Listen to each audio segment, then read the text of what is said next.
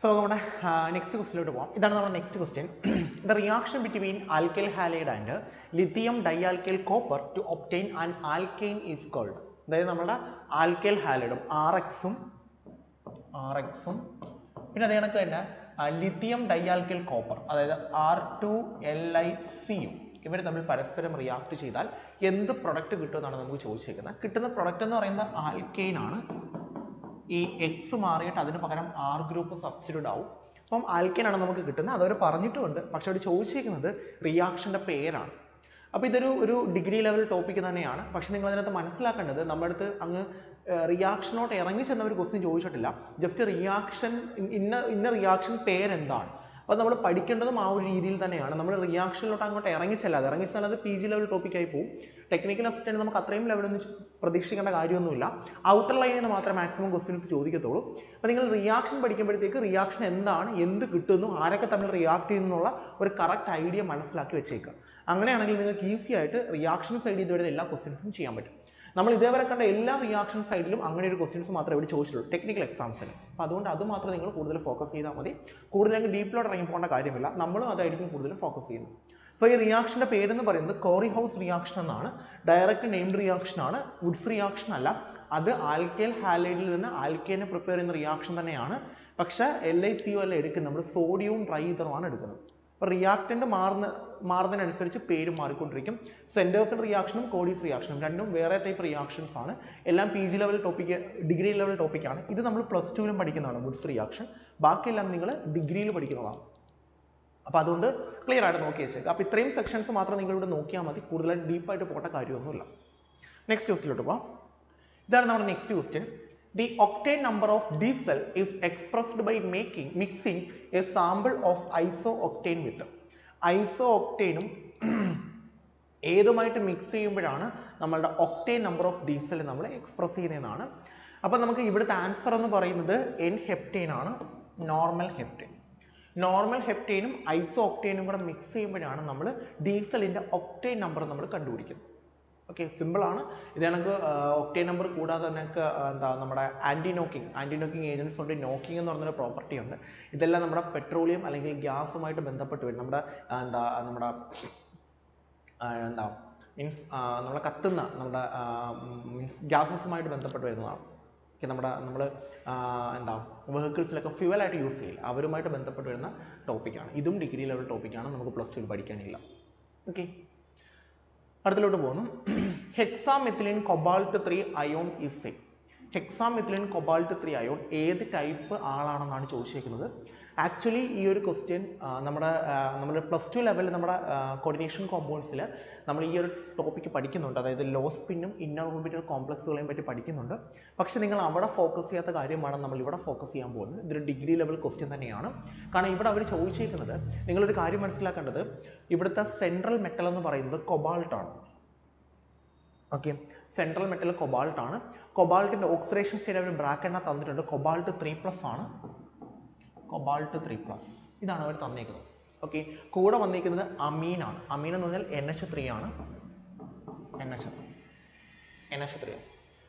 നമുക്ക് coordination compound ഏറ്റവും വലിയ പ്രത്യേകത എന്ന് പറയുന്നത്, നമുക്ക് ഈ നമ്മൾ ഡി ബ്ലോക്ക് എലമെൻസിൻ്റെ ഡി ബ്ലോക്ക് എലമെൻസ് ആണ് കോർഡിനേഷൻ കോമ്പൗണ്ട് ഫോം ചെയ്യുന്നത്. അവരുടെ ഔട്ടർ മോസ്റ്റ് ഡി ഓർബിറ്റലിൽ ഒറ്റയ്ക്ക് നിൽക്കുന്ന ഇലക്ട്രോൺസിനെ പെയർ ചെയ്യിപ്പിക്കാൻ ചില ലിഗാൻഡുകൾക്ക് പറ്റും.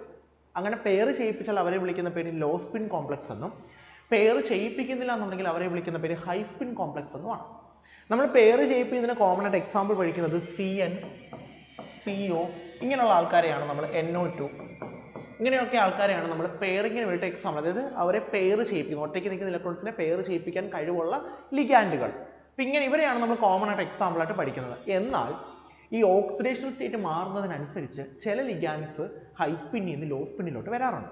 എക്സാമ്പിൾ, കൊബാൾട്ട് 2+ൻ്റെ കേസിൽ ഈ NH3 എന്ന് പറയുന്ന ആൾ ഹൈ സ്പിന്നാണ്. അതായത് അവർക്ക് പെയർ ചെയ്യാൻ പറ്റില്ല. കൊബാൾട്ട് 3 നമ്മൾ കുറച്ച് ആൾക്കാരുടെ cobalt 3+, cobalt 2+, Fe2+, Fe3+, nickel, അങ്ങനെ കോമൺ ആയിട്ട് കോർഡിനേഷൻ കോമ്പൗണ്ട് ഫോം ചെയ്യുന്ന കുറച്ച് ആൾക്കാരുടെ ഓർഡർ ഉണ്ട്, ഹൈ സ്പിന്നും ലോ സ്പിന്നും. Fe2+ൻ്റെ കേസിൽ ഹൈ സ്പിൻ ആയ അയാൾ Fe3+ൻ്റെ കേസിൽ ഇപ്പോൾ ലോ സ്പിൻ ആയിരിക്കും. അങ്ങനെ കുറച്ച് ഓർഡേഴ്സ് അവരുടെ ഇടയ്ക്ക് വരുന്നുണ്ട്. നമ്മൾ കോർഡിനേഷൻ കോമ്പൗണ്ട്സ് പറയുമ്പോഴത്തേക്ക് ഡീറ്റെയിൽ ആയിട്ട് ഡിസ്കസ് ചെയ്യുന്നതാണ് ഓർഡേഴ്സ് ഒക്കെ ഏതൊക്കെ പഠിക്കണം എന്നുള്ളത്. ഇവിടെ കൊബാൾട്ട് 2+ കേസിൽ നമ്മുടെ NH3 എന്ന് പറയുന്ന ആൾ ഹൈ സ്പിന്നും കൊബാൾട്ട് 3+ കേസിൽ NH3 എന്ന് പറയുന്ന ആൾ ലോ സ്പിന്നുമാണ്.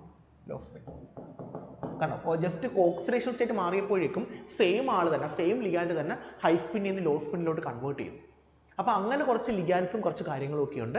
അത് Fe2+ കേസിലും Fe3+ കേസിലും കൊബാൾട്ട് 2+, കൊബാൾട്ട് 3+, നിക്കൽ 4+, ഇവരുടെ കേസിലായിരിക്കും നമ്മൾ ഡിസ്കസ് ചെയ്യുന്നത്. ഇതാണ് നമുക്ക് കോമൺ ആയിട്ട് അങ്ങനെ ഒരു വേരിയേഷൻ വരുന്ന ലിഗാൻസ് എന്ന് പറയുന്നത്. ഇവരെയാണ് നമുക്ക് കൂടുതലായിട്ടും ചോദിക്കുന്നത്. നമ്മൾ ഒരു ഡിഗ്രി ലെവൽ ടോപ്പിക് ആയാലും PG ലെവൽ ടോപ്പിക് ആയാലും ഈ 5 പേരെയാണ് നമുക്ക് കോമൺ ആയിട്ട് റിപ്പീറ്റ് ചെയ്ത് ചോദിക്കുന്നത്. ഓക്കെ, അപ്പോൾ ഇവിടുത്തെ ആൻസർ എന്ന് പറയുന്നത് കൊബാൾട്ട് 3+ ആണെന്ന് ക്വസ്റ്റിനകത്ത് പറഞ്ഞു. അപ്പോൾ ഡെഫിനറ്റ്ലി ലോ സ്പിൻ കോംപ്ലക്സ് ആണ്. അപ്പോൾ ഹൈ സ്പിൻ കട്ട് ചെയ്ത് കളഞ്ഞേക്കാം. പിന്നെ ലോ സ്പിൻ കോംപ്ലക്സ് ആണെങ്കിൽ അവർ മെയിൻലി എന്തായിരിക്കും? ഇന്നർ ഓർബിറ്റൽ കോംപ്ലക്സുകളായിരിക്കും. So answer option D. Outer orbital അല്ല, കാരണം പെയറിങ് നടക്കുകയാണെങ്കിൽ നമ്മൾ അകത്തുള്ള ഓർബിറ്റൽസിനെ തന്നെയാണ് ലിഗാൻഡുകൾ ബോണ്ടിങ്ങിന് വേണ്ടിയിട്ട് എടുക്കുന്നത്. പെയറിങ് നടക്കാത്തപ്പോഴാണ് പുറത്തുള്ള ഓർബിറ്റൽസിനെ കൺസിഡർ ചെയ്യുന്നത്. സോ ആൻസർ ഓപ്ഷൻ ഡി ആണ്, inner orbital and low spin complex. Simple ആണ്, പക്ഷേ ഡിഗ്രി ലെവൽ ടോപ്പിക്കാണ്. ഓക്കെ, അടുത്ത ക്വസ്റ്റിലോട്ട് പോകുന്നു. The total number of hydroxy group present in thiosulphuric acid is. പക്ക +2 ലെവൽ ടോപ്പിക്കാണ്. കാരണം ഇവിടെ നമുക്ക് +2 ലെവലിൽ പി ബ്ലോക്ക് എലമെൻറ്റ്സ് എന്ന് പറയുന്നൊരു സെക്ഷൻ നമുക്കുണ്ട്. നിങ്ങളത് കേട്ടിട്ടുണ്ടായിരിക്കും, പി ബ്ലോക്ക് എലമെൻറ്റ്സ്. അതിനകത്ത് നമുക്ക് സൾഫ്യൂരിക് ആസിഡ് എന്ന് പറയുന്നൊരു ടോപ്പിക് ഉണ്ട്. സൾഫ്യൂരിക് ആസിഡിനകത്ത് നമുക്ക് സൾഫ്യൂരിക് ആസിഡ് ഉണ്ട്, സൾഫറസ് ആസിഡ് ഉണ്ട്, പെറോക്സിഡൈ സൾഫ്യൂരിക് ആസിഡ്, അങ്ങനെ കുറേ ആൾക്കാരുടെ സ്ട്രക്ചർ നമുക്ക് പഠിക്കാനുണ്ട്. അത് കണക്കാണ് നൈട്രജൻ്റെ ആസിഡ്സിൻ്റെ നൈട്രിക് ആസിഡ്, അങ്ങനെ കുറേ നൈട്രസ് ആസിഡ്, അങ്ങനെ കുറേ പേരുടെ സ്ട്രക്ചർ പഠിക്കാനുണ്ട്. അപ്പോൾ ആ സ്ട്രക്ചറിൽ നിന്ന് ചോദിക്കുന്ന ഒരു ക്വസ്റ്റ്യനാണിത്. എല്ലാ ടെക്നിക്കൽ എക്സാംസിനും നമുക്ക് ഇതേ കണക്ക് സ്ട്രക്ചർ ചെയ്യുന്നൊരു ക്വസ്റ്റ്യൻ ഷുവറാണ്. അപ്പോൾ അത് ഈ ഒരു ഇയറിൽ നമുക്ക് റിപ്പീറ്റ് ചെയ്തിട്ടുണ്ട്. സ്ട്രക്ചർ ചെയ്യുന്നൊരു ക്വസ്റ്റ്യൻ ചോദിച്ചിട്ടുണ്ട്. ചോദിച്ചേക്കുന്ന സ്ട്രക്ചർ തയോ സൾഫ്യൂരിക് ആസിഡ് ആണ്. ഞാൻ സൾഫ്യൂരിക് ആസിഡിൻ്റെ സ്ട്രക്ചർ ജസ്റ്റ് എന്ന് വരയ്ക്കാം. ഇതാണ് സൾഫ്യൂരിക് ആസിഡ്. H2SO4 ആണ്. അത് ഞാൻ പ്രത്യേകിച്ച് പറയേണ്ട കാര്യമില്ലല്ലോ. H2SO4 ആണ്. ഇതാണ് സൾഫ്യൂരിക് ആസിഡ്, H2SO4. ഇതാണ് സൾഫ്യൂരിക് ആസിഡ്. ഇവിടെ സൾഫ്യൂരിക് ആസിഡ് ആണെങ്കിൽ നമുക്ക് മെയിനായിട്ടും വരുന്ന OH ഗ്രൂപ്പുകളുടെ എണ്ണം 2 ആണ്. 2 OH ഗ്രൂപ്പുകളാണ് നമുക്ക് മെയിനായിട്ടും വരുന്നത്. ഓക്കെ, തയോ സൾഫ്യൂരിക് ആസിഡ് ആകുമ്പോൾ ഒരു വ്യത്യാസമേ ഉള്ളൂ. ഇവിടുത്തെ ഒരു O മാറിയിട്ട് പകരം S വരും, ഓക്സിജൻ മാറിയിട്ട് സൾഫർ വരും. അതിനെയാണ് നമ്മൾ തയോ എന്ന ടേം തന്നെ വരുന്നത് സൾഫർ വരുന്ന കേസിലാണ്. ഡബിൾ ബോണ്ട് സൾഫർ വരുമ്പോഴാണ് നമ്മളതിനെ തയോ എന്ന് വിളിക്കുന്നത്. അപ്പോൾ ഇതിൽ തയോ സൾഫ്യൂരിക് ആസിഡ് ആകുമ്പോൾ ഓരോ O മാറിയിട്ട് S വരുന്നു. അപ്പോഴും നമുക്ക് എത്ര ഹൈഡ്രോക്സിൽ ഗ്രൂപ്പേ ഉള്ളൂ? OH ഗ്രൂപ്പേ ഉള്ളൂ, 2 എണ്ണമേ ഉള്ളൂ. OH ഗ്രൂപ്പുകളെയാണ് നമ്മൾ ഹൈഡ്രോക്സിൽ ഗ്രൂപ്പുകളെന്ന് വിളിക്കുന്നത്. അപ്പോഴും നമുക്ക് 2 എണ്ണം മാത്രമേ വരുന്നുള്ളൂ. സോ ആൻസർ വരുന്നത് ഓപ്ഷൻ 2 ആണ്. ഇതൊരു +2 ലെവൽ ടോപ്പിക്കാണ്. ഒരുപാട് സ്ട്രക്ചർ, ഈ സ്ട്രക്ചർ നമുക്ക് സ്ഥിര എക്സാമിന് ചോദിക്കുന്നതാണ് കേട്ടോ. ഒരുപാട് കോമ്പൗണ്ട് ഉണ്ട്. നൈട്രജൻ്റെ ഉണ്ട്, ഫോസ്ഫറസിൻ്റെ ഉണ്ട്, peroxy phosphoric acid, phosphorus acid, hypo phosphorus acid, അങ്ങനെ കുറേ എണ്ണമുണ്ട്. അപ്പം ഫോസ്ഫറസ്, സൾഫർ, നൈട്രജൻ ഇവരെയൊക്കെയാണ് നമുക്ക് കൂടുതലായിട്ട്. പിന്നെ സിലിക്കണിൻ്റെ കുറേ കോമ്പൗണ്ട് ഉണ്ട്. Ortho silicate, pyro silicate, neso silicate, അങ്ങനെ കുറേ സിലിക്കേറ്റുകളുണ്ട്, മണ്ണ്. അപ്പം അതുമൊക്കെയാണ് നമുക്ക് ഈ സ്ട്രക്ചറിൻ്റെ കേസിൽ കൂടുതലായിട്ടും ചോദിക്കുന്നത്. അതിപ്പോൾ നമുക്ക് ഈ പ്രാവശ്യം ചോദിച്ചതെന്ന് പറയുന്നത് സൾഫറിൻ്റെ ആസിഡിൻ്റെ കേസിലാണ്. ചിലപ്പോൾ അത് ഫോസ്ഫറസ് ആകാം, നൈട്രജൻ ആകാം, സിലിക്കൺ ആവാം, ഡിപ്പെൻസ് ആണ്. സോ അതുകൊണ്ട് ഈ ഒരു ക്വസ്റ്റ്യൻ നമുക്ക് ഷുവറായിട്ടും ഉറപ്പിക്കാൻ പറ്റുന്നൊരു ക്വസ്റ്റ്യനാണ്. ഇവിടുത്തെ ആൻസർ ഓപ്ഷൻ സി ആണ്. 2 ഹൈഡ്രോക്സിൽ ഗ്രൂപ്പുകളാണ് വരും. ചിലപ്പോൾ ഹൈഡ്രോക്സിൽ ഗ്രൂപ്പുകളായിരിക്കണമെന്നില്ല. എത്ര SS ബോണ്ട് ഉണ്ട്, എത്ര OO ബോണ്ട് ഉണ്ട്, എത്ര H ഉണ്ട്, എത്ര ഡബിൾ ബോണ്ട് O ഉണ്ട്, അങ്ങനെ പല രീതിയിലായിരിക്കും ക്വസ്റ്റ്യൻ ചോദിക്കുന്നത്. ഡിപ്പെൻസ് ആണ് കേട്ടോ. ഓക്കെ, അടുത്ത ക്വസ്റ്റിലോട്ട് പോകാം. Next question, the effective atomic number of electrons in Fe2CO9. Fe2CO9ലുള്ള ഇലക്ട്രോണുകളുടെ എഫക്റ്റീവ് നമ്പർ എത്രയാണെന്നാണ് ചോദിച്ചേക്കുന്നത്. എഫക്റ്റീവ് നമ്പർ എന്ന് പറഞ്ഞു കഴിഞ്ഞാൽ നമുക്കിത് പല രീതിയിൽ ക്വസ്റ്റ്യൻ ചെയ്യാൻ പറ്റും, പല രീതിയിൽ നമുക്ക് ഈ ഒരു ക്വസ്റ്റ്യൻ അപ്രോച്ച് ചെയ്യാൻ പറ്റും. പക്ഷേ നമ്മൾ മെയിനായിട്ട് ഈ എഫക്റ്റീവ് നമ്പർ എന്ന് പറയുമ്പോഴത്തേക്ക് ഒരു മെറ്റലിന് ചുറ്റും എത്ര ഇലക്ട്രോൺ കൗണ്ടുകളുണ്ടോ അതിനെയാണ് നമ്മൾ എന്തെന്ന് വിളിക്കുന്നത്? എഫക്റ്റീവ് നമ്പർ ഓഫ് ഇലക്ട്രോൺസ് എന്ന് വിളിക്കുന്നത്. ഇപ്പം നമുക്ക് Fe2CO9 ആണ്. Feയുടെ ചുറ്റും എത്ര ഇലക്ട്രോൺസുകൾ ഉണ്ടെന്നാണ് നമ്മൾ കൗണ്ട് ചെയ്തെടുക്കേണ്ടത്. അപ്പോൾ അങ്ങനെ കൗണ്ട് ചെയ്തെടുക്കാൻ Fe2CO9ൻ്റെ സ്ട്രക്ചർ നമ്മൾ ആദ്യം അറിഞ്ഞിരിക്കണം. ഞാനപ്പോൾ ആദ്യം സ്ട്രക്ചർ ഒന്ന് വരയ്ക്കാം. സ്ട്രക്ചർ അറിയില്ല എന്നുണ്ടെങ്കിൽ നമുക്ക് വേറൊരു ഇക്വേഷൻ വഴിയും ചെയ്യാൻ പറ്റും, പ്രശ്നമൊന്നുമില്ല. അത് ഞാൻ സ്ട്രക്ചർ വരച്ചത് കാണിക്കാം. ഇതാണ് സംഭവം. Fe2CO9 ഇങ്ങനെയാണ് ഇരിക്കുന്നത് കേട്ടോ. ഇതൊക്കെ 3-4 ആൾക്കാരുടെ സ്ട്രക്ചർ നമുക്ക് കോർഡിനേഷൻ കോമ്പൗണ്ട്സിൽ പഠിക്കാനുണ്ട് കേട്ടോ. ഇത് ഡിഗ്രി ലെവലുമാണ്, PG ലെവൽ ടോപ്പിക്കുമാണ്, രണ്ടും വരുന്നതാണ് കേട്ടോ. Okay,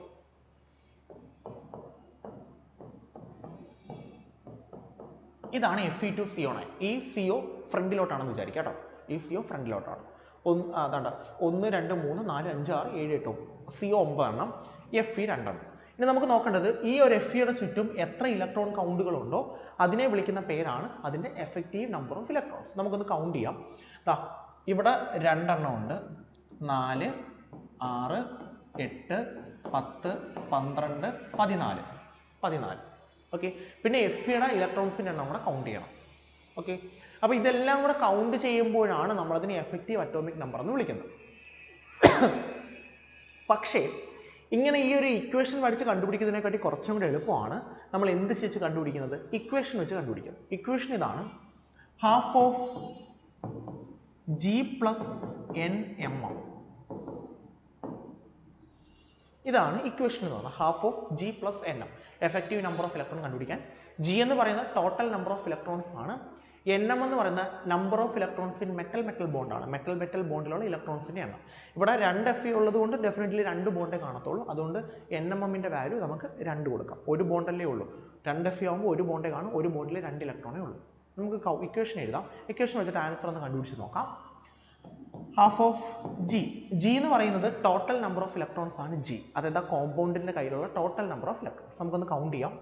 Fe iron, atomic number 26 ആണ്. Electronic configuration argon, then 4s2 3d6. ഇതാണ് ടോട്ടൽ. ഓക്കെ. അതിലിതാ ഇത് രണ്ടും കൂടെ കൗണ്ട് ചെയ്തെടുക്കണം. 6ഉം 2ഉം 8. 8ആണ് ഒരു അയണിൻ്റെ കയ്യിലുള്ളത്. 2 അയണാകുമ്പോൾ 16 ഇലക്ട്രോൺസ് ആയി. 16 പ്ലസ്. ഓക്കെ. അപ്പോൾ അയണിൻ്റെ കേസ് കഴിഞ്ഞു. അയണിൻ്റെ കേസിൽ ഒരെണ്ണം 6ഉം 2ഉം 8, 8 2 16 എണ്ണമാണുള്ളത്. കാരണം ഒരു അയണിൻ്റെ കയ്യിൽ 4sലെയും 3dയും കൂടെ കംപ്ലീറ്റ് ആയിട്ട് കൗണ്ട് ചെയ്യുക. 6ഉം 2ഉം 8, 8 2 16.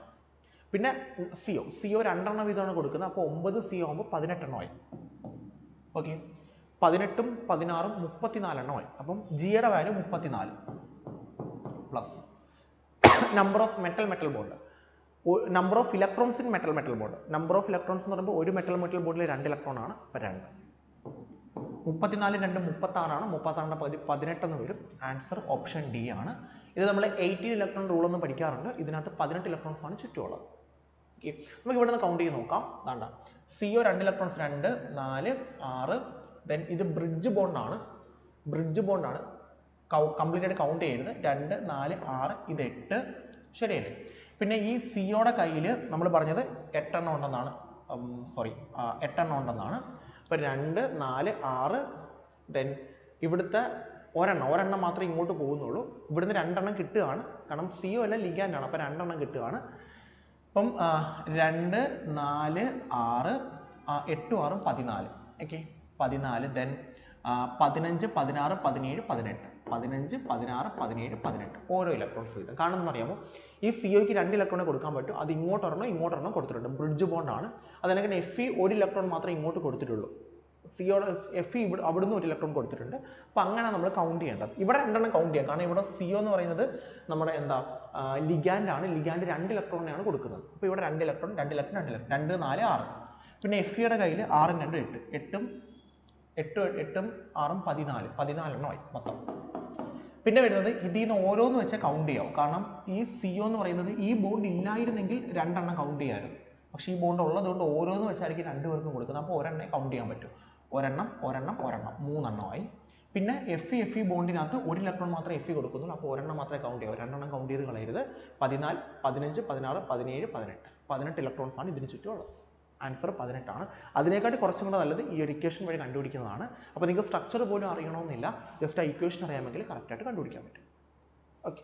ആൻസർ ഓപ്ഷൻ ഡി ആണ്. ഇത് 18 ഇലക്ട്രോൺ റൂൾ എന്ന് പറഞ്ഞ് നമ്മൾ പഠിക്കാറുണ്ട്. Next, the particle size of a precipitate in a given gravimetric estimation could be related to a property called.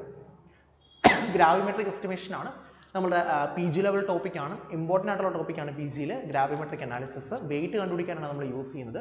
നമ്മൾ DTM DSC ഒക്കെ അവിടെ പഠിക്കുന്നുണ്ട് ഗ്രാവിമെട്രിയിൽ തന്നെ. TG DTA DSC എല്ലാം അതുമായിട്ട് ബന്ധപ്പെട്ടിരുന്ന ടോപ്പിക്കാണ്. ഒരു അനലിറ്റിക്കൽ ടെക്നിക്ക് കൂടിയാണ്. അപ്പോൾ ഇവിടെ ഗ്രാവിമെട്രിക് എസ്റ്റിമേഷൻ ആണ് നമ്മൾ നടത്തുന്നത്. ഗ്രാവിമെട്രിക് എസ്റ്റിമേഷൻ നമ്മളെപ്പോഴും വെയിറ്റ് ആണ് കണ്ടുപിടിക്കുന്നത്. ഓക്കെ. അവിടെ നമ്മൾ particle size of a precipitate ആണ്. അതായത് the particle size of a precipitate in a gravimetric estimation could be related to a property called. Gravimetric എസ്റ്റിമേഷനകത്ത് പാർട്ടിക്കിൾ സൈസ്, ഒരു പ്രസിപ്പിറ്റേറ്റിൻ്റെ പാർട്ടിക്കിൾ സൈസ് ഏത് പ്രോപ്പർട്ടിയുമായിട്ടാണ് റിലേറ്റ് ചെയ്തിരിക്കുന്നത്? നമുക്ക് പ്രോപ്പർട്ടീസ് ഒന്ന് നോക്കാം. Nucleation, then digestion, crystal growth, relative super saturation. Definite ആയിട്ടും particle size of a precipitate എന്ന് പറയുന്നത് ഡിപ്പെൻഡ് ചെയ്യുന്നത് ആരെയാണ്?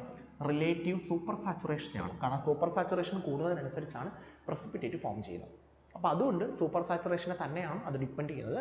അത് നമ്മൾ ആ ഒരു സെക്ഷൻ പറയുമ്പോൾ തന്നെ നമ്മൾ പറയാറുണ്ട്, എന്താ ഈ നമ്മുടെ പ്രസിപ്പിറ്റേറ്റിൻ്റെ പാർട്ടിക്കിൾ സൈസ് എന്ന് പറയുന്നത് depends on super saturation of നമ്മുടെ സബ്സ്റ്റൻസ് നമ്മൾ എടുത്ത് പറയാറുണ്ട് അതിനകത്ത്. അപ്പോൾ അതൊരു തിയറി ബേസ്ഡ് ക്വസ്റ്റ്യൻ ആണ്, പക്കാ തിയറി ബേസ്ഡ് ആണ്. നമ്മുടെ ഗ്രാവിമെട്രിക് എസ്റ്റിമേഷനകത്ത് നിന്ന് വന്നതാണ്. ഇത് കൂടാതെ TG, DT, DSC എല്ലാം നമുക്ക് എക്സാമിന് സ്ഥിരം ചോദിക്കുന്നതാണ്. എല്ലാം സിമ്പിൾ കാര്യങ്ങളാണ്, കാരണം അവിടെ നമുക്ക് ഇക്വേഷനോ കാര്യങ്ങളോ ഒന്നുമില്ല. ജസ്റ്റ് തിയറി കറക്റ്റായിട്ട് പഠിക്കുക. ഗ്രാഫുകളുണ്ട്, ഗ്രാഫുകൾ കറക്റ്റായിട്ട് നോക്കുക. ഓരോ ഗ്രാഫിനും ഓരോ കാര്യങ്ങളും നമ്മൾ എക്സ്പ്ലെയിൻ ചെയ്യുന്നുണ്ട്, അത് കറക്റ്റായിട്ട് നോക്കുക. നോക്കിക്കഴിഞ്ഞാൽ ഏത് ക്വസ്റ്റ്യൻ അതിന് ചെയ്യാൻ പറ്റും. ഓക്കെ, ആൻസർ ഇവിടുത്തത് ഓപ്ഷൻ എ ആണ്. Next question, the external indicators used in the titration of FeSO4, FeSO4 ആണ് explaining mistake, FeSO4 against potassium dichromate. Potassium ഡൈക്രോമേറ്റും ഫെറസ് സൾഫേറ്റും നമ്മളതിനെ ഡൈക്കോമെട്രി എന്നാണ് വിളിക്കുന്നത്. ഡൈക്രോമെട്രി നിങ്ങളത് സ്ഥിരം കേട്ടിട്ടുള്ള ഒരു ടൈട്രേഷനാണ് ഡൈക്രോമെട്രി. നമ്മളവിടെ യൂസ് ചെയ്യുന്ന ഇൻഡിക്കേറ്റർ സിമ്പിളാണ്, അതാ പൊട്ടാസ്യം ഹെക്സാ സയാനോ ഫെറേറ്റ് ആണ്. ഇതാണ് നമ്മൾ കോമൺ ആയിട്ട് യൂസ് ചെയ്യുന്നത്. പിന്നെ നമ്മുടെ സ്റ്റാർച്ച് നമ്മൾ എന്താ നമ്മുടെ ഈ ഗ്ലൂക്കോസിനെയൊക്കെ കണ്ടുപിടിക്കാൻ വേണ്ടിയിട്ടാണ് നമ്മൾ യൂസ് ചെയ്യുന്നത്. ദെൻ സൈനോൾ ഓറഞ്ച്, ഓക്കെ, അത് അങ്ങനെയുള്ള എറിക്രോം ബ്ലൂ, അത് നമ്മൾ യൂസ് ചെയ്യുന്നതെന്ന് പറയുന്നത് അസിഡിക് ഇൻഡിക്കേറ്റേഴ്സ് ആയിട്ടാണ്. അല്ല ആസിഡ് ബേസ്ഡ് ടൈട്രേഷൻ അല്ല, അല്ലാത്ത കേസിലാണ് നമ്മൾ എറിയോക്രോം ബ്ലാക്ക് ടീം, എറിയോക്രോം ബ്ലൂ ഒക്കെ യൂസ് ചെയ്യുന്നത്. ഇവിടുത്തെ ഡൈക്രോമെട്രി ആണ് നമ്മുടെ ഇൻഡിക്കേറ്റർ എന്ന് പറയുന്നത് പൊട്ടാസ്യം ഹെക്സാ സയാനോ ഫെറേറ്റ് ആണ്. കുറേ ആൾക്കാർ ഇൻഡിക്കേറ്റർ കാണാതെ പഠിച്ച് വെക്കണം കേട്ടോ. ഇത് ഡൈക്രോമെട്രി നമ്മൾ +2 ചെയ്യുന്നതാണ്. ഡൈക്രോമെട്രിയും പെർമാംഗനോമെട്രിയും ഒക്കെ നമ്മൾ +2 ചെയ്യുന്നതാണ്. ആ സമയത്ത് നിങ്ങൾ ഇൻഡിക്കേറ്ററും കേട്ട് കാണും. പിന്നെ നമ്മുടെ ആസിഡ് ബേസ് ടൈട്രേഷൻ അറിയാമല്ലോ, phenolphthalein, methyl orange, methyl blue, methyl red, അങ്ങനെയുള്ള കുറേ ആൾക്കാരൊക്കെ ഉണ്ട്. ഇതെല്ലാം നമ്മുടെ ടൈട്രേഷനുമായിട്ട് ബന്ധപ്പെട്ട് വരുന്ന സെക്ഷൻസ് ആണ്. സോ അതിനകത്ത് നമ്മൾ ക്ലിയർ ആയിട്ട് എല്ലാ ടൈട്രേഷനും അതിൻ്റെ pH വാല്യൂ, പിന്നെ അതേ കണക്കാണ് ബാക്കിയുള്ള കാര്യങ്ങളെല്ലാം, ഇൻഡിക്കേറ്റേഴ്സ് ഏത് യൂസ് ചെയ്യണം, ഏത് സമയത്ത് ഏത് യൂസ് ചെയ്യണം, ഇതെല്ലാം ക്ലിയർ ആക്കുന്നതാണ്. സോ ഇവിടുത്തെ ആൻസർ ഓപ്ഷൻ സി ആണ്. ഓക്കെ, അടുത്ത ക്വസ്റ്റിലോട്ട് പോകാം. കുറോൾ സാൾട്ട്സ് ഇസ് ജനറലി, ഇതൊരു എന്താ ഒരു ഇമ്പോർട്ടൻ്റ് ഒരു കോമൺ നെയിമാണ്. ആക്ച്വലി നമുക്ക് അങ്ങനെ ഒരു പേര് നമ്മൾ കേൾക്കുന്നത് വളരെ റെയറായിട്ടാണ്. മിക്ക സാൾട്ടുകൾക്കും കോമൺ നെയിംസ് ഉണ്ട്. അപ്പം അങ്ങനെ ഒരു കോമൺ നെയിം വരുന്ന ഒരാളാണിത്. അത് ആ ഒരു കോമ്പൗണ്ട് കറക്റ്റായിട്ട് പഠിക്കുന്ന ഒരാൾക്കും കോമൺ നെയിം നോക്കുന്ന ഒരാൾക്കും മാത്രമേ ആൻസർ കിട്ടത്തുള്ളൂ. അല്ലാത്തവർക്ക് ജസ്റ്റ് സ്കിപ്പ് ചെയ്ത് കളയാൻ മാത്രമേ പറ്റത്തുള്ളൂ. കാരണം ഇങ്ങനൊരു പേരും നിങ്ങൾ ആദ്യമായിട്ടായിരിക്കും കേൾക്കുന്നത്. ഇത് വരുന്നത് ആക്ച്വലി പോളിമെറ്റാഫോസ്ഫേറ്റ്സിൻ്റെ കേസിലാണ്. പോളിമെറ്റാഫോസ്ഫേറ്റ്സിനെയാണ് നമ്മൾ കുറോൾ സാൾട്ട്സ് എന്ന് വിളിക്കുന്നത്. അത് ആ ഒരു ബാക്കിയുള്ളവർക്കൊന്നും അല്ല, പോളിമെറ്റാഫോസ്ഫേറ്റ്സിനെയാണ് നമ്മൾ കുറോൾ സാൾട്ട്സ് എന്ന് വിളിക്കുന്നത്. ഇതിനകത്ത് കുറേയധികം സാൾട്ട്സ് ഉണ്ട്. റോഷലി സാൾട്ട് ഉണ്ട്, പിന്നെ അങ്ങനെ കുറച്ച് സാൾട്ടുകളുണ്ട്. ഇതെല്ലാം നമ്മുടെ ഈ ഒരു എന്താ കോമൺ നെയിംസുമായിട്ട് ബന്ധപ്പെട്ട് വരുന്നതാണ്. അപ്പോൾ അത് കോമൺ നെയിംസ് സെപ്പറേറ്റ് ആയിട്ട് നമ്മൾ പറയും. പിന്നെ കോമൺ നെയിംസ് ഒക്കെ നമ്മൾ ചോദിക്കുന്നതാണ്. സാൾട്ടുകളുടെ ഉണ്ട്, അല്ലാതെ കുറേ കോമ്പൗണ്ടുകളുടെ ഉണ്ട്. ഇതെല്ലാം നമ്മൾ ക്ലിയർ ആയിട്ട് നോക്കിയിട്ട് പോകത്തുള്ളൂ. ഇപ്പോഴത്തെ ആൻസർ നമ്മുടെ ഓപ്ഷൻ ബി ആണ്. ഓക്കെ, അടുത്തിലോട്ട് പോകുന്നു. Buna N is a co polymer of 1,3-butadiene with. Buna N എന്ന് പറയുന്നത് ഒരു സിന്തറ്റിക് റബ്ബറാണ്, ഒരു കോ പോളിമറാണ്. നമ്മുടെ നാച്ചുറൽ റബ്ബറിന് പകരം നമ്മൾ യൂസ് ചെയ്യുന്ന ആളാണ്. ഒരു ഇലാസ്റ്റോമറാണ്, ഇലാസ്റ്റിക് പ്രോപ്പർട്ടി ഉള്ള ആളാണ്. 1,3-butadiene കോ പോളിമർ എന്ന് പറയുമ്പോഴത്തേക്ക് 2 ഡിഫറൻറ്റ് ആൾക്കാർ പരസ്പരം ആഡ് ചെയ്യുമ്പോൾ അഡിഷൻ പോളിമറൈസേഷൻ വഴി കിട്ടുന്നതാണ് കോ പോളിമർ എന്ന് പറയുന്നത്. ബൂണ എൻ എന്ന് പറയുന്നത് 1,3-butadieneൻ്റെയും വിനൈൽ സയനൈഡിൻ്റെയും കൂടെ എന്താണ് കോ പോളിമറിനെ വിളിക്കുന്ന പേരാണ് 1,3-butadiene. ഇത് നമ്മുടെ പോളിമറാണ്. +2 ലെവൽ ടോപ്പിക്കാണ്, വലിയ കാര്യമൊന്നുമില്ല. പോളിമറിനകത്ത് നമുക്ക് സ്ഥിരം ചോദിക്കുന്ന എല്ലാം +2 ലെവൽ ടോപ്പിക്കാണ്. കാരണം +2 ലെവലിൽ തന്നെ നിങ്ങൾ ഓൾമോസ്റ്റ് എല്ലാ പോളിമറും അതിൻ്റെ മോണോമറും കാര്യങ്ങളൊക്കെ പഠിക്കുന്നുണ്ട്. അതിന് പക്ക +2 ലെവലാണ്. നിങ്ങളുടെ +2 ലെവൽ നോട്ടിനകത്ത് ഇതുണ്ട്, നിങ്ങൾ നോക്കിയാൽ മതി. വിനൈൽ സയനൈഡും 1,3-butadieneനും കൂടെ ചേരുമ്പോഴാണ് നമുക്ക് ബൂണൈൻ കിട്ടുന്നത്. നിയോപ്രീൻ ആണ് നമ്മുടെ നാച്ചുറൽ റബ്ബർ എന്ന് പറയുന്നത്. പിന്നെ വൾക്കനൈസേഷൻ ഉണ്ട് റബ്ബറിനകത്ത്, സ്ഥിരം ചോദിക്കുന്നതാണ് നമുക്ക്. ഇവിടുത്തെ ആൻസർ ഓപ്ഷൻ ഡി ആണ്. അടുത്ത ദിവസത്തിലോട്ട് പോകാം. The proton NMR spectrum of propyne has. പ്രൊപ്പൈനിൻ്റെ പ്രോട്ടോൺ NMR സ്പെക്ട്രം നിങ്ങൾ എടുത്തു കഴിഞ്ഞാൽ അതിനകത്ത് എന്ത് കാണുമെന്നാണ് ചോദിച്ചേക്കുന്നത്. Triplet, quartet, pentet, triplet only, triplet and septet, triplet and pentet. ഇതൊരു PG ലെവൽ ടോപ്പിക്കാണ്. പക്ഷേ ഇതിൻ്റെ പ്രത്യേകത എന്ന് പറയുന്നത് ഏറ്റവും സിമ്പിളസ്റ്റ് ആയിട്ടൊരു മോളിക്യൂളിനെയാണ് നിങ്ങൾക്ക് തന്നേക്കുന്നത്. ഞാൻ ക്വസ്റ്റ്യൻ നോക്കിയപ്പോഴും അവർ ചോദിച്ചിരിക്കുന്നില്ല സിമ്പിളസ്റ്റ് മോളിക്യൂൾസ് ആണ്. വലിയ അങ്ങ് കാര്യമായിട്ട് അങ്ങ് എന്താ ഈ ഷീൽഡിങ് എഫക്റ്റും പിന്നെ അത് കണക്ക് തന്നെ എന്താ ന്യൂക്ലിയർ എഫക്റ്റും ഒക്കെ വെച്ചിട്ട് അവർ ക്വസ്റ്റ്യൻ ചോദിച്ചിട്ടൊന്നുമില്ല. അങ്ങനെയൊക്കെ ചോദിക്കുകയാണെങ്കിൽ നമുക്ക് ഒരുപാട് കാര്യങ്ങൾ അതിനകത്ത് പറയേണ്ടതും ചെയ്യേണ്ടതായിട്ടും വരും. പക്ഷെ അങ്ങനെയൊന്നും ചോദിക്കാതെ ഏറ്റവും സിമ്പിളായിട്ടുള്ള കുറച്ച് മോളിക്യൂൾസിനെ എടുത്തിട്ടാണ് അവർ എന്താ NMR സ്പെക്ട്രം ചോദിച്ചിരിക്കുന്നത്. അപ്പോൾ നിങ്ങൾ ചെയ്യേണ്ട ഇത്രയേ ഉള്ളൂ. നമുക്ക് ആദ്യം പ്രൊപ്പേൻ എന്ന് വരയ്ക്കാം. ആൻസർ നമുക്ക് ചെയ്ത് നോക്കാം. CH3 CH2 CH3. ഓക്കെ, ഒരാളുടെ NMR സ്പെക്ട്രത്തിൽ നമ്മൾ പീക്ക് കണ്ടുപിടിക്കുന്നത് അയാളുടെ തൊട്ടടുത്ത് കിടക്കുന്ന ഹൈഡ്രജൻ്റെ എണ്ണത്തിനോടൊപ്പം ഒന്നും കൂടെ ആഡ് ചെയ്താൽ മതി. N+1 റൂളാണ് നമ്മൾ ഫോളോ ചെയ്യുന്നത്. N+1 റൂൾ, അതായത് ഒരാളുടെ NMR സ്പെക്ട്രത്തിലെ പീക്ക് കണ്ടുപിടിക്കണമെങ്കിൽ H1 NMR ആണ് നമ്മൾ കൺസിഡർ ചെയ്യുന്നത്. കൂടുതലും H1 NMR ആണ് നമ്മൾ എടുക്കുന്നത്. പിന്നെ കാർബൺ 13 ഉണ്ട്, പിന്നെ ഫോസ്ഫറസ് 31 ഉണ്ട്. ഇതൊക്കെ നമ്മൾ എടുക്കുന്നതാണ്. പക്ഷെ നമ്മൾ കോമൺലി NMR എന്ന് പറയുമ്പോൾ H1 NMR ഹൈഡ്രജൻ്റെ NMR ആണ് നമ്മൾ എടുക്കുന്നത് കേട്ടോ. അപ്പം ഹൈഡ്രജൻ്റെ NMRൻ്റെ എണ്ണം കണ്ടുപിടിക്കണമെങ്കിൽ ഒരാളുടെ ഹൈഡ്രജൻ NMRൻ്റെ എണ്ണം കണ്ടുപിടിക്കണമെന്നുണ്ടെങ്കിൽ തൊട്ടടുത്ത കാർബണിൽ എത്ര ഹൈഡ്രജൻസ് ഉണ്ടോ നോക്കാം. അതിനോടൊപ്പം ഒന്ന് ആഡ് ചെയ്യുമ്പോഴായിരിക്കും ഇയാളുടെ പീക്കുകളുടെ എണ്ണം കിട്ടുന്നത്. അത് 3 ആണെങ്കിൽ നമ്മളതിനെ ട്രിപ്ലറ്റ് എന്നും, 2 ആണെങ്കിൽ ഡബിളറ്റ് എന്നും, 4 ആണെങ്കിൽ കോഡറ്റ് എന്നും, പിന്നെ അങ്ങനെ പൊക്കോണ്ട് പെൻഡറ്റ്, സെപ്റ്ററ്റ്, ഹെപ്റ്ററ്റ് അങ്ങനെ പൊക്കോണ്ടിരിക്കും. ഓക്കെ, അപ്പം നമുക്ക് നോക്കാം. അതിനു മുന്നേ നിങ്ങൾ നോക്കേണ്ടത് സെയിം കെമിക്കൽ എൻവയോൺമെൻറ്റ് വരുന്ന ആരെങ്കിലും ഉണ്ടോ എന്നാണ്. ഇതൊക്കെ സിമ്പിൾ കാര്യങ്ങളാണ്. സെയിം കെമിക്കൽ എൻവയോൺമെൻറ്റ് എന്ന് ചോദിച്ചു കഴിഞ്ഞാൽ രണ്ടുപേരും ഒരേ കണക്കിരിക്കുന്ന ആരെങ്കിലും ഉണ്ടോ? അപ്പോൾ നിങ്ങൾ ചോദിക്കും സാർ CH3യും CH3യും ഒരേ കണക്കിരിക്കുകയല്ലേ? അതല്ല കെമിക്കൽ എൻവയോൺമെൻറ്റ് എന്ന് പറയുന്നത്. അവരുടെ ചുറ്റും നിൽക്കുന്ന ആൾക്കാരും അവരുടെ കൂടെയുള്ള ആൾക്കാരും എല്ലാവരും സെയിം ആയിരിക്കണം. ഫോർ എക്സാമ്പിൾ ഈ CH3യുടെ തൊട്ടടുത്തത് CH2 ആണ്. അതായത് CH3യുടെ കയ്യിൽ 3 ഹൈഡ്രജൻ ഉണ്ട്, അത് അറ്റാച്ച് ചെയ്തിരിക്കുന്നത് CH2ലാണ്. ഈ CH3യുടെ കയ്യിൽ 3 ഹൈഡ്രജൻ ഉണ്ട്, അറ്റാച്ച് ചെയ്യുന്നത് CH2ലാണ്. അപ്പോൾ ഇവർ രണ്ടുപേരും ഒരേ കെമിക്കൽ എൻവയോൺമെൻ്റ് ആണ്. ഇവിടെ രണ്ടുപേരും ഒരേ കെമിക്കൽ എൻവയോൺമെൻ്റ് ആണ്. അതുകൊണ്ട് അവർ രണ്ടുപേരും കൂടെ ഒരു പീക്കേ കാണിക്കത്തുള്ളൂ. രണ്ടുപേർക്കും സെയിം കെമിക്കൽ എൻവയോൺമെൻ്റ് ആയതുകൊണ്ട് രണ്ടുപേരും സെപ്പറേറ്റ് പീക്ക് കാണിക്കും. പക്ഷെ അത് മെർജ് ചെയ്ത് ഒരെണ്ണമായിട്ട് നമുക്ക് കിട്ടത്തുള്ളൂ. ഓക്കെ, പിന്നെ CH2ന് എന്താ സെയിം കെമിക്കൽ എൻവയോൺമെൻ്റ് ആയിട്ട് ആരുമില്ല. അവിടെ CH2 മാത്രമേ ഉള്ളൂ. ഇയാൾ ഇവിടെ CH3 മായിട്ട് അവിടെ CH3 മായിട്ട്. ഓക്കെ, ഇനി നമുക്ക് പീക്കുകളുടെ എണ്ണം കണ്ടുപിടിക്കാം. ഇപ്പം നമുക്കിവിടെ 2 പീക്കേ കിട്ടത്തുള്ളൂ. 2 പീക്ക് കിട്ടാൻ കാരണം രണ്ടുപേരുടെ കെമിക്കൽ എൻവയോൺമെൻറ്റ് സെയിം ആണ്. അപ്പോൾ ഇവിടെ രണ്ടുപേരും സെപ്പറേറ്റ് പീക്ക് കാണിക്കും, പക്ഷെ അത് ഒരേ സ്ഥലത്തായിരിക്കും വരുന്നത്. അതുകൊണ്ട് രണ്ടും മെർജ് ചെയ്ത് ഒറ്റ ഇതായിട്ടേ കാണിക്കത്തുള്ളൂ നമുക്ക്. അപ്പോൾ അതിൻ്റെ രണ്ടിനെയും കൂടെ ഒരു സ്ഥലത്ത് കിട്ടും, ഒറ്റ ഒരു പീക്കായിട്ട്. മറ്റേതിൻ്റെ വേറൊരു സ്ഥലത്ത് കിട്ടും. സ്ഥലവും നിങ്ങൾ നോക്കണ്ട, കിട്ടുന്ന എണ്ണം മാത്രമേ ചോദിച്ചിട്ടുള്ളൂ. അതുമാത്രമേ നമുക്ക് സ്ഥിരം റിപ്പീറ്റ് ചെയ്യുന്നതുള്ളൂ. അപ്പോൾ നമുക്ക് ഇവിടെ പീക്കുകളുടെ എണ്ണം കണ്ടുപിടിക്കാം. തൊട്ടടുത്ത ഹൈഡ്രജൻ എണ്ണം നോക്കിയിട്ടാണ് പീക്കുകളുടെ എണ്ണം കണ്ടുപിടിക്കുന്നത്. തൊട്ടടുത്ത ഹൈഡ്രജൻ എണ്ണം 2 ആണ്. 2 ആകുമ്പോഴത്തേക്ക് N+1. അപ്പോൾ ഇവിടെ 3 പീക്ക് കിട്ടും, ഇവിടെയും 3 പീക്ക് കിട്ടും. അപ്പോൾ ആദ്യം നമുക്ക് കിട്ടുന്ന 3 പീക്കാണ്. 3 പീക്കിനെ വിളിക്കുന്ന പേര് ട്രിപ്ലറ്റ് എന്നാണ്. ട്രിപ്ലറ്റ് നോക്കാം. അതായത് ഇവിടെ ട്രിപ്ലറ്റ് ഉണ്ട്. എല്ലാ കേസിലും ട്രിപ്ലറ്റ് ഉണ്ട്. പക്ഷേ ഇവിടെ ട്രിപ്ലറ്റ്, കോഡറ്റ്, പെൻഡറ്റ് 3 ഉണ്ടെന്നാണ് പറഞ്ഞേക്കുന്നത്. അപ്പോൾ ഇത് തെറ്റാണ്. നമുക്കറിയാം 2 പീക്കേ കിട്ടത്തുള്ളൂ. ട്രിപ്ലറ്റ് ഉള്ളൂ, 1 പീക്കേ ഉള്ളതെന്ന് പറഞ്ഞേക്കാം. തെറ്റാണ്, അതും തെറ്റാണ്. പിന്നെ ഉള്ളത് ട്രിപ്ലറ്റ് ആൻഡ് സെപ്റ്ററ്റും ട്രിപ്ലറ്റ് ആൻഡ് പെൻഡറ്റും ആണ്. എന്തായാലും ട്രിപ്ലറ്റ് കിട്ടും നമുക്ക്. പിന്നെ സെപ്റ്ററ്റ് ആണോ പെൻഡറ്റ് ആണോ നോക്കാം. സെപ്റ്റ് മീൻസ് 7, പെൻഡ് മീൻസ് 5 നോക്കാം. പിന്നെ ഇതിൻ്റെ കണ്ടുപിടിക്കണമെങ്കിൽ തൊട്ടടുത്ത ഹൈഡ്രജൻസിനാണ്. തൊട്ടടുത്ത് പറയുമ്പോൾ ഇതും തൊട്ടടുത്താണ്, ഇതും തൊട്ടടുത്താണ്. അപ്പോൾ രണ്ടിടത്തേയും കൂടെ ഹൈഡ്രജനാണ് കൗണ്ട് ചെയ്യണം. 3 3 6, 6നോടൊപ്പം ഒന്നും കൂടെ കൂട്ടിയാൽ 7, 7 ആകുമ്പോൾ സെപ്റ്ററ്റ്. അപ്പോൾ ട്രിപ്ലറ്റും സെപ്റ്ററ്റും ആണ് കിട്ടുന്നത്. ആൻസർ ഓപ്ഷൻ സി ആണ്, ഡി അല്ല. പെൻഡറ്റ് എന്ന് പറയുമ്പോൾ 5 എണ്ണേ ആയിട്ടുള്ളൂ. 5 എന്ന് പറയുമ്പോൾ അവരെടുത്തേക്കുന്ന ഒരാളുടെ മാത്രമാണ്. ഒരാളുടെ ആകുമ്പോഴത്തേക്ക് 4, എന്നാലും കോഡറ്റേ ആവത്തുള്ളൂ. ഓക്കെ, അപ്പോൾ ഇത്രയേ ഉള്ളൂ. NMR ഒക്കെ സിമ്പിളാണ്. അപ്പോൾ അത് കാര്യം മനസ്സിലാക്കി കഴിഞ്ഞാൽ പക്കാ സിമ്പിളാണ്. ഇത്രയേ ഉള്ളൂ. നിങ്ങൾക്ക് ബേസ് ലെവലിൽ നിന്നേ ചോദിച്ചിട്ടുള്ളൂ. അതുകൊണ്ട് നിങ്ങൾ ഇത്രയും കാര്യം മാത്രം മനസ്സിലാക്കുക. ഒരാളുടെ NMR പീക്ക് കണ്ടുപിടിക്കുന്നത് തൊട്ടടുത്ത ആളുടെ ഹൈഡ്രജൻ എണ്ണം വെച്ചിട്ടാണ്. എണ്ണത്തിനോടൊപ്പം 1 കൂട്ടുക, അതാണ് പീക്കുകളുടെ എണ്ണം. പിന്നെ ആദ്യം നിങ്ങൾ ഈ മോളിക്യൂൾ കിട്ടിയാൽ സെയിം കെമിക്കൽ എൻവയോൺമെൻറ്റ് ഉള്ളത് നോക്കുക. സെയിം കെമിക്കൽ എൻവയോൺമെൻറ്റ് മീൻസ് അയാൾ അറ്റാച്ച് ചെയ്തേക്കുന്ന സെയിം ആൾക്കാരുമായിട്ടാണ് വേറൊരാളും അറ്റാച്ച് ചെയ്തേക്കുന്നതെങ്കിൽ അതിനെ വിളിക്കുന്ന പേരാണ് സെയിം കെമിക്കൽ എൻവയോൺമെൻറ്റ്. അവിടെ രണ്ടുപേരും കൂടെ ഒരു പീക്കായിരിക്കും കാണിക്കുന്നത്. അങ്ങനെ പീക്കുകളുടെ എണ്ണം ആദ്യം എണ്ണം തിട്ടപ്പെടുത്തുക. ഇവിടെ 3 പേരുണ്ടെങ്കിലും 2 പീക്കേ കിട്ടത്തുള്ളൂ. കാരണം ഇയാളുടെ ഒരു കെമിക്കൽ എൻവയോൺമെൻറ്റാണ്. 2 പേര് CH2ൽ അറ്റാച്ച് ചെയ്തേക്കുന്നത്, ഒറ്റ കെമിക്കൽ എൻവയോൺമെൻറ്റാണ്. അതേസമയം ഇങ്ങനെ നോക്കി CH3 CH2 CH2 CH കണ്ടോ? ഇവിടെ നോക്കി CH3 വേറെ CH3 ഒന്നുമില്ല. അപ്പോൾ അതൊരു പീക്ക് കാണിക്കും. ഈ CH2 സെയിം ആണ്. 2 CH2 ഉണ്ട്. പക്ഷേ ഇത് അറ്റാച്ച് ചെയ്തേക്കുന്നത് CH3യും CH2 ആയിട്ട്, ഇത് അറ്റാച്ച് ചെയ്തേക്കുന്നത് Clഉം CH2 ആയിട്ട്, ഇത് അറ്റാച്ച് ചെയ്തേക്കുന്നത് ഇവർ രണ്ടുപേരുമായിട്ട്, ഇത് അറ്റാച്ച് ചെയ്തേക്കുന്നത് ഇവരുണ്ട്. രണ്ടും ഡിഫറൻറ്റ് ആൾക്കാരുമായിട്ട് അറ്റാച്ച് ചെയ്തേക്കുന്നത്. ഒരാൾ CH3 CH2 ഇയാൾക്ക് ഒരെണ്ണം CH2Cl രണ്ട് ഡിഫറൻറ്റ് ആയതുകൊണ്ട് ഇതും സെപ്പറേറ്റ് പീക്ക് കാണിക്കും.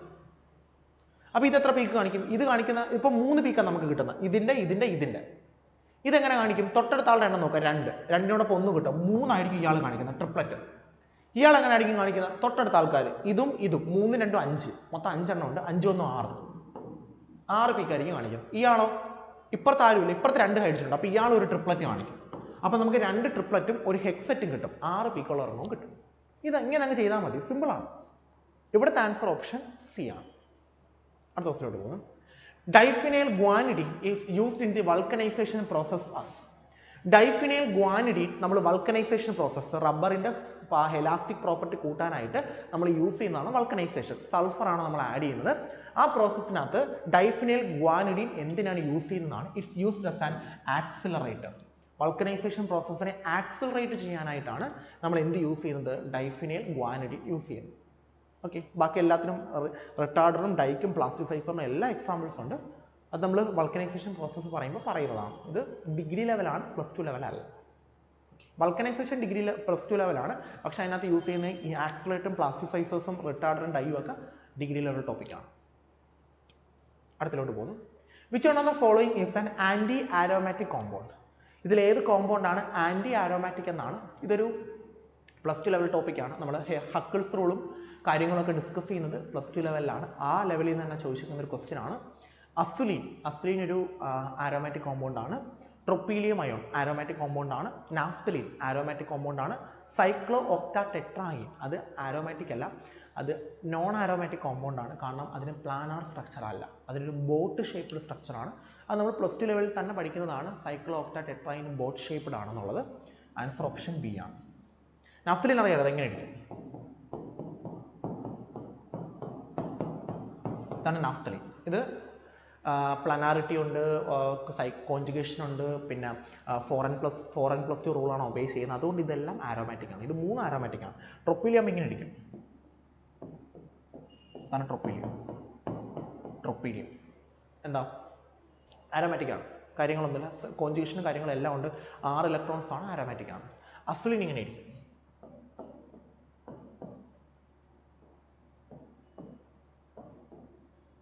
ഇതാണ് അസുലിൻ, ഇതും ആരോമാറ്റിക് ആണ്. സോ ഇതെല്ലാം ആരോമാറ്റിക് ആണ്. സൈക്ലോ ഒക്ടാ ടെട്രായിനും നമുക്ക് നോക്കുമ്പോൾ ആരോമാറ്റിക് ആണ്, അത് ഇങ്ങനെ ഇരിക്കുന്നത്, ഇങ്ങനെ ഇരിക്കുന്നത്, പക്ഷെ അത് നോൺ ആരോമാറ്റിക് ആണ്. അടുത്തിലോട്ട് പോകുന്നു. Among the 4 acids given below, which one is not an unsaturated acid? നമുക്ക് 4 ആസിഡ്സ് വന്നിട്ടുണ്ട്. ഇതിൽ ഏതാണ് അൺസാച്ചുറേറ്റഡ് ആസിഡ് ആണെന്ന്? അൺസാച്ചുറേറ്റഡ് ആസിഡ് അല്ലാത്ത എന്നാണ് ചോദിച്ചേക്കുന്നത്. അതായത് ഡബിൾ ബോണ്ടോ ട്രിപ്പിൾ ബോണ്ടോ വരാത്ത ആസിഡ്. ഡെഫിനറ്റ്ലി അത് മലിക് ആസിഡ് ആണ്. മലിക് ആസിഡിനകത്ത് ഡബിൾ ബോണ്ടോ ട്രിപ്പിൾ ബോണ്ടോ ഇല്ല, അതൊരു സിംഗിൾ ബോണ്ട് വരുന്ന ആസിഡാണ്. എന്നാൽ അക്രിലിക് ആസിഡ് ആയാലും സിന്നമിക് ആസിഡ് ആയാലും ക്രോട്ടോണിക് ആസിഡ് ആയാലും ഇതിനകത്ത് എല്ലാം എന്തുണ്ട്? ഡബിൾ ബോണ്ട് ഉണ്ട്. ഡെഫിനറ്റ്ലി ആൻസർ ഓപ്ഷൻ ബി ആണ്, മലിക് ആസിഡ് ആണ്. അതിനകത്ത് ഡബിൾ ബോണ്ട് ഇല്ല. CH2COH, C double bond COH, single bond COH, അതാണ് നമ്മുടെ മലിക് ആസിഡ്. അതായത് ആൽക്കഹോളും ഉണ്ട് ആസിഡും ഉണ്ട്, അതിനകത്തെല്ലാം സിംഗിൾ ബോണ്ടാണ്. ബാക്കി അക്രിലിക് ആസിഡിലും സിന്നമിക് ആസിഡിലും ക്രോട്ടോണിക് ആസിഡിലും എല്ലാം ഡബിൾ ബോണ്ട് ഉണ്ട്, ഡബിൾ ബോണ്ട് വരുന്ന ആസിഡാണ് ബാക്കിയെല്ലാം.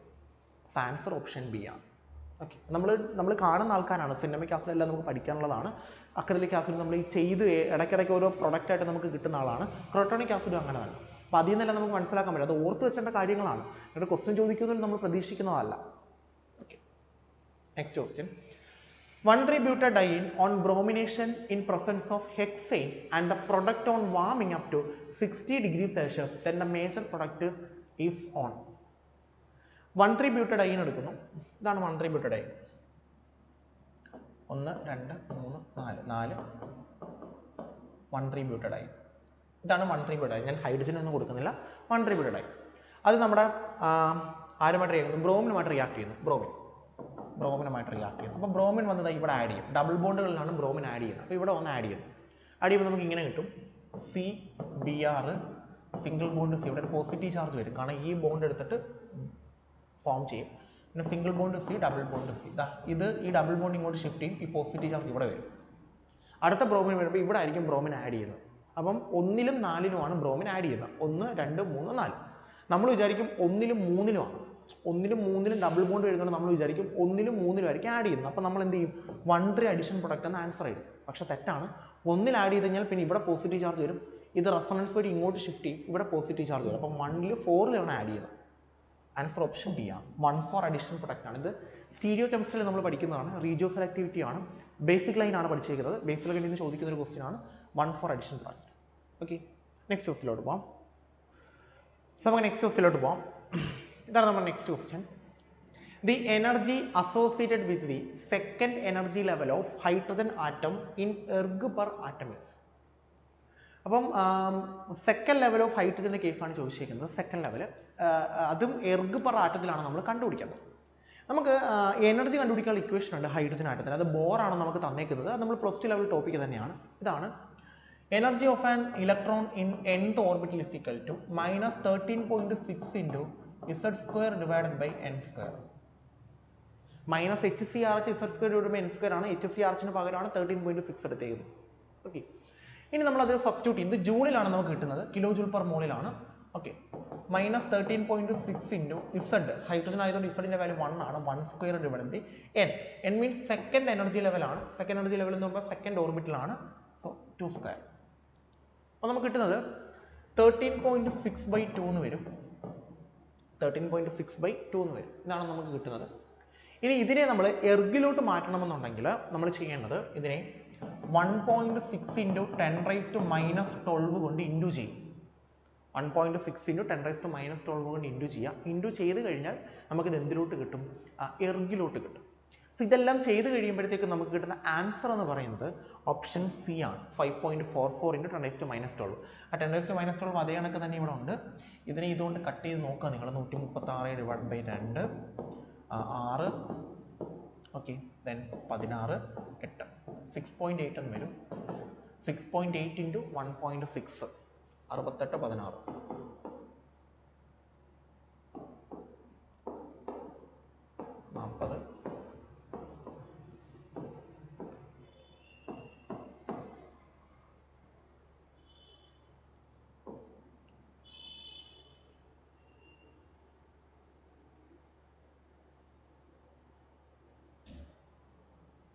ഓ, ഇവിടെ 4 വരുന്നത് കേട്ടോ. 2² അല്ല, 2²ൻ്റെ വാല്യൂ 4 ആണ് കേട്ടോ. ഞാൻ 4 ഇട്ടാ ചെയ്തത്. അതാണ് എനിക്ക് 10.88 കിട്ടിയിരിക്കുന്നത് കേട്ടോ. അത് ഞാൻ നോക്കുന്നത് 10.88 കിട്ടത്തില്ല, നമുക്ക് 5.44 ആണ് കിട്ടുന്നത്. അപ്പം ഒരു 2 കൊണ്ടും കൂടെ അതിനെ ഡിവൈഡ് ചെയ്യണം അല്ലേ. ഞാനിപ്പം 2 കൊണ്ട് ഡിവൈഡ് ചെയ്തിട്ടുള്ളൂ. വീണ്ടും ഒരു 2 കൊണ്ട് ഇതിനെ ഡിവൈഡ് ചെയ്യണം. അപ്പോൾ വീണ്ടും 2 കൊണ്ട് ഡിവൈഡ് ചെയ്യുമ്പോഴത്തേക്ക് 544 ആവും. 500 അല്ലേ. അപ്പം 5.44 ഇൻറ്റു 10⁻⁻12. ആൻസർ ഓപ്ഷൻ സി ആണ്. Okay, next. Which one of the following is ortho-para-directing group and activating group? ഇതിൽ ഏതാണ് ortho-para-directing അല്ലെങ്കിൽ ആക്ടിവേറ്റിംഗ് ഗ്രൂപ്പ് എന്നാണ്. നമുക്ക് COR ഉണ്ട്, COOR ഉണ്ട്, ദെൻ NHCOR ഉണ്ട്, ദെൻ NR3 ഉണ്ട്. നമ്മുടെ ക്വസ്റ്റ്യൻ ചോദിച്ചിരിക്കുന്നത് ഇതിൽ ഏതാണ് നമ്മുടെ ortho-para-directing ഗ്രൂപ്പ് അല്ലെങ്കിൽ ആക്ടിവേറ്റിംഗ് ഗ്രൂപ്പ് എന്നാണ്. ortho-para-directing ഗ്രൂപ്പ് അല്ലെങ്കിൽ ആക്ടിവേറ്റ് ഒരിക്കലും COORO വരത്തില്ല. അതെല്ലാം മെറ്റാ-ഡയറക്റ്റിംഗ് ഗ്രൂപ്പ് അല്ലെങ്കിൽ ഡീആക്ടിവേറ്റിംഗ് ഗ്രൂപ്പാണ്. പിന്നെ NHCOR ഉണ്ട്, NR3 ഉണ്ട്. NH2 NR3 ഇതൊക്കെ നമ്മളുടെ ലോൺ പെയർ ഉള്ള ഗ്രൂപ്പുകളാണ്. ഇതെല്ലാം നമ്മുടെ ആക്ടിവേറ്റിംഗ് ഗ്രൂപ്പുകളാണ് അല്ലെങ്കിൽ ortho-para-directing ഗ്രൂപ്പാണ്. ആൻസർ ഓപ്ഷൻ എ ആണ്, NR3.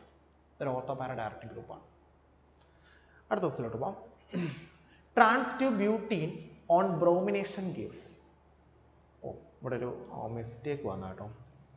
അപ്പുറത്തെ ഓപ്ഷൻ ഇപ്പുറത്തോട്ട് വന്നിട്ടുണ്ട്.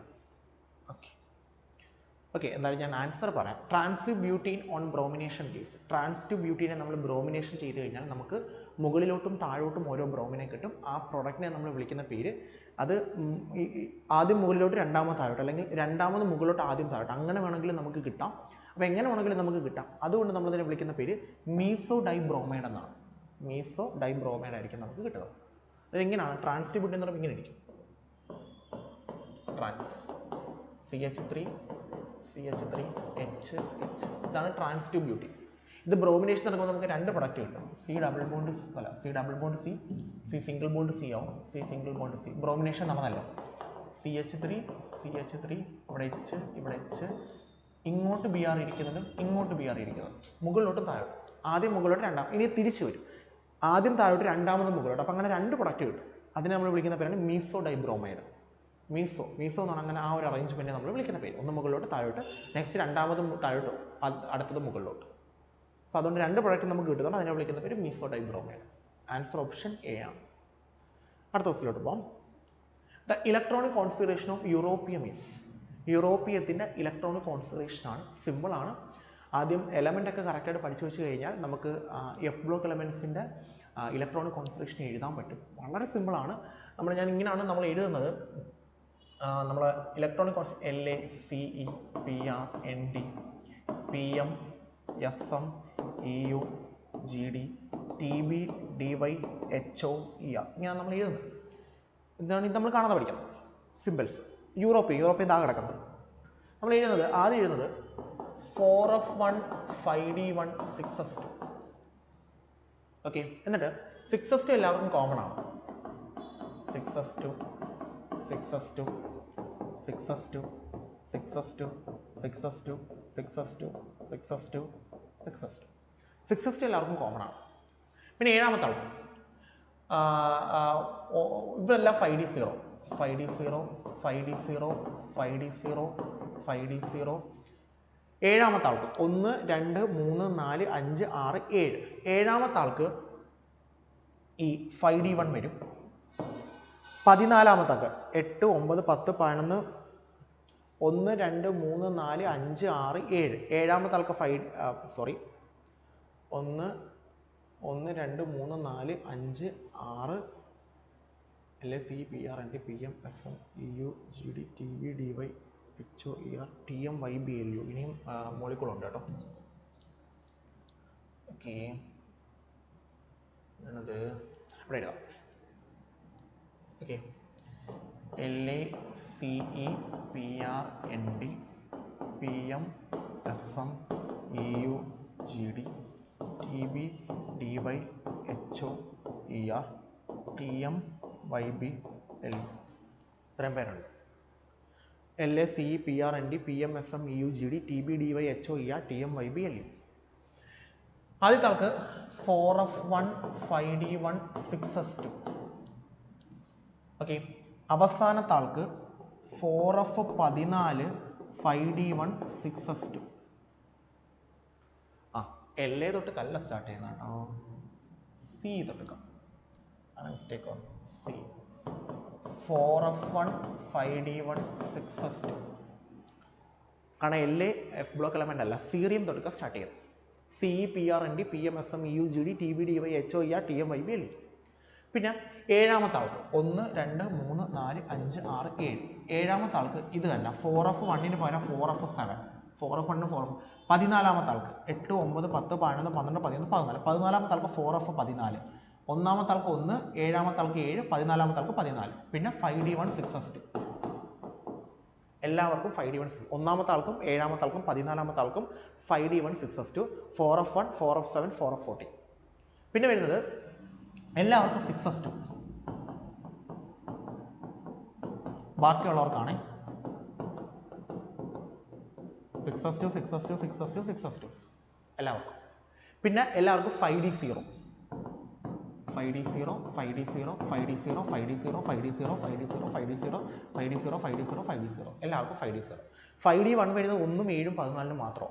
ബാക്കി എല്ലാവർക്കും 5D0 ആണ്. പിന്നെ വരുന്നത് 4Fൻ്റെ എണ്ണമാണ്. ഇവിടെ 4F1 കഴിഞ്ഞില്ലേ, 4F2 എഴുതാൻ പാടില്ല. 4F3 തൊട്ടാണ് സ്റ്റാർട്ട് ചെയ്യുന്നത്. 4F3 4F4 4F5 4F6 4F7. പിന്നെ 4F8 ഇല്ല, 4F9 4F9 4F10 4F11 4F12 4F13 4F14 4F4. ഇങ്ങനെ കോൺഫറൻസ് ഇത് കണക്കിന് ആക്ടിനൈറ്റ്സിനും ഉണ്ട്. നമ്മുടെ യൂറോപ്പിൽ ചോദിച്ചിരിക്കുന്നുണ്ട് 6S2 4F7 4F7 6S2 5D0. Answer option D ആണ്. ഇതേ കണക്ക് നമുക്ക് ആക്ടിനൈറ്റ്സിന് എഴുതാറുണ്ട്, സിമ്പിളാണ്. ഇതേ കണക്കാണ് നമ്മൾ ആക്ടിനൈറ്റ്സിന് പഠിക്കും. ഇത് സ്ഥിരം നമുക്ക് ചോദിക്കുന്ന എക്സാമിനുണ്ട് ഈ കോൺഫിഗറേഷൻ. അത് കറക്റ്റായിട്ട് പഠിച്ചില്ല നമ്മൾ മറന്നു പോകും. പക്ഷേ ഈ ഓർഡർ വെച്ചിട്ട് നമുക്ക് കറക്റ്റായിട്ട് പഠിക്കാൻ പറ്റും. ആദ്യം ഒന്നാമത്തെ ആൾക്ക് 4F1 5D1 6S2. ഏഴാമത്തെ ആൾക്ക് 4F7 5D1 6S2. 14ാമത്തെ ആൾക്ക് 4F14 5D1 6S2. ബാക്കി എല്ലാവർക്കും 6S2 5D0. പിന്നെ 4F2 എഴുതാൻ പാടില്ല, 4F8 എഴുതാൻ പാടില്ല. പിന്നെ 4F3 4F4 അങ്ങനെ കൗണ്ട് ചെയ്ത് എഴുതി പോകും. അതാണ് ആൻസർ. ഓക്കെ, അടുത്തിലോട്ട് പോകാം. The dominant functional group present in DOVX 15, the resin that used as the ion exchange column for the separation of lanthanides is.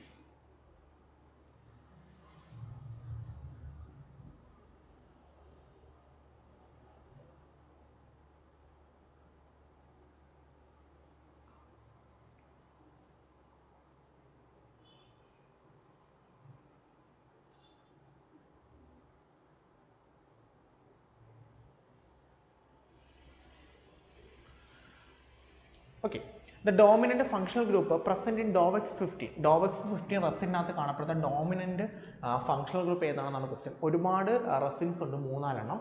അതിൻ്റെ എല്ലാം ഡോമിനന്റ് ഫങ്ഷണൽ ഗ്രൂപ്പും പഠിക്കാനുണ്ട് നമുക്ക്. ഇതെല്ലാം നമ്മുടെ ഓർഗാനിക്കുമായിട്ട് ബന്ധപ്പെട്ടിരുന്ന സെക്ഷനാണ്. DOVX 50 റെസിനകത്ത് വരുന്ന ഫങ്ഷണൽ ഗ്രൂപ്പ് SO3H ഗ്രൂപ്പാണ്. ആൻസർ ഓപ്ഷൻ സി ആണ്. ഓക്കെ, അടുത്ത ക്വസ്റ്റ്യനിലോട്ട് പോകാം. For ferromagnetic substance below Curie temperature, ferrimagnetic substance ആണ്. ഫെറി മാഗ്നറ്റിക് ഈ ക്യൂരീസ് ടെമ്പറേച്ചർ എന്ന് പറഞ്ഞു കഴിഞ്ഞാൽ ആ ടെമ്പറേച്ചറിന് താഴെ അവരുടെ സ്പിൻസ് എല്ലാം അറേഞ്ച്ഡ് ആവും പാരലായിട്ട്. പക്ഷെ ഫെറി മാഗ്നറ്റിക് സബ്സ്റ്റൻസിൻ്റെ കേസിൽ സ്പിൻസ് എല്ലാം പാരലായിട്ട് അറേഞ്ച് ചെയ്യും, പക്ഷേ അവർ പരസ്പരം ക്യാൻസൽ ചെയ്ത് പോയി. അപ്പം spins are aligned antiparallel opposite ആയിട്ട് അറേഞ്ച് ചെയ്യും. കാരണം ഒരെണ്ണം മുകളിലോട്ട് ഒരെണ്ണം താഴോട്ടുമാണ് നമ്മുടെ ഫെറി മാഗ്നറ്റിക് കേസിൽ. പാരാമാഗ്നറ്റിക് കേസിലാണ് എല്ലാം മുകളിൽ, ഡയാമാഗ്നറ്റിക് കേസിൽ ഒന്ന് മുകളിൽ ഒന്ന് താഴെയും, ഫെറി മാഗ്നറ്റിക് കേസിൽ ഒന്ന് മുകളിൽ ഒന്ന് താഴെയാണ്. പക്ഷേ ഒന്നിന് വലിപ്പം കൂടുതൽ ഒന്നിന് വലിപ്പം ചെറുതുമാണ്. അതുകൊണ്ട് അവർ പരസ്പരം ക്യാൻസലായി പോകത്തില്ല. Do not cancel each other ആണ്. ആൻസർ ഓപ്ഷൻ സി ആണ്. ആൻറ്റി പാരലായിട്ട് അറേഞ്ച് ചെയ്യും, പക്ഷെ അവർ പരസ്പരം ക്യാൻസലായിട്ട് പോകത്തില്ല. പാരാമാഗ്നറ്റിക് സബ്സ്റ്റൻസ് ആണെങ്കിൽ അവരെല്ലാം പാരലാണ്. ഓക്കെ, എല്ലാം മുകളിലോട്ടാണ്. ഡയാമാഗ്നറ്റിക് ആണെങ്കിൽ ഒന്ന് മുകളിലോട്ട് ഒന്ന് താഴോട്ട്, അവർ പരസ്പരം ക്യാൻസലായി പോകും. ഓക്കെ, ദെൻ ഇതാണ് ഫെറോമാഗ്നറ്റിക് സബ്സ്റ്റൻസ് ആണെങ്കിൽ ക്യൂരി ടെമ്പറേച്ചറിന് താഴെ അവർ പരസ്പരം ക്യാൻസലായി പോകും. പക്ഷെ ഫെറി മാഗ്നറ്റിക് ക്യൂരി ടെമ്പറേച്ചറിന് താഴെ പരസ്പരം ക്യാൻസലായി പോകത്തില്ല. ഓക്കെ, അടുത്ത question. Which of the following is a protophilic solvent? ഇതിലേതാണ് നമ്മുടെ പ്രോട്ടോഫിലിക് സോൾവെന്റ് എന്നാണ്.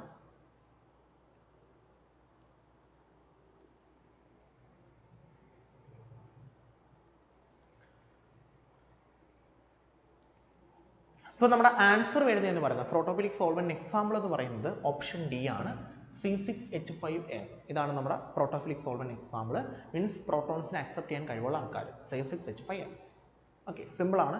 ഓർഗാനിക്കിൻ്റെ ബേസിക് ഓർഗാനിക്കിൻ്റെ ടോപ്പിക്കാണ്, നിങ്ങൾ +1 പഠിക്കുന്ന ടോപ്പിക്കാണ്. അടുത്ത ക്വസ്റ്റ്യൻ.